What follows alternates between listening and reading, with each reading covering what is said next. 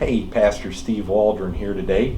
A book by a guy I love to read behind his articles, Theodore Dalrymple. He is a British retired doctor. He was a psychiatrist as well. He worked in sub-Saharan African countries. He worked in prisons, and he's fascinating. And so he's very lucid in his observations of what's happening in culture, in Western society. So this is our culture, what's left of it, the mandarins and the masses. Let me just read to you some of the things that are on here. As far as Dennis Dutton of Arts and Letters says, Dalrymple is a writer of genius, lucid, unsentimental, and profoundly honest. He is one of the great essayists of our age. And I would say that. I guess his most famous book is Life at the Bottom. I think it's actually got a Wikipedia entry, so maybe some of us do. This was written in 2005. The frivolity of evil, a taste for danger. These are some of the things in here. Why Shakespeare is for all time. What's wrong with the rage of Virginia Woolf. How and how not to love mankind. A neglected genius.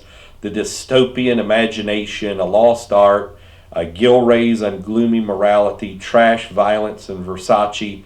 But is it art? Arts and letters, society and politics, what we have to lose, how to read a society, why Havana had to die, the uses of corruption, the goddess of domestic tribulations. You can just see just tons of stuff.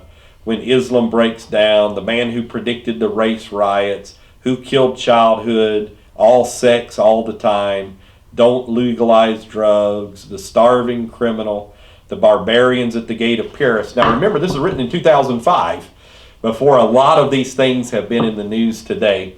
So this is a great book. It's about 323 pages after Empire, because our culture has a form of government to it, and so when you debase the culture, the government is debased as well. I think we're seeing that. Now, I don't agree with everything in here, but just some of his thoughts, thought-provoking, very honest assessments, and really his writing style is just so, they always say great writing is spilling your guts on the table, kind of speak, like Hemingway had the ability to do, and others. And man, just Hemingway's writing time, just the time he spent writing and reading and all that, fascinating. But he's got that ability, and to be very insightful and to say a lot. It's the type thing, it's like a morsel, you read it and you can chew on it,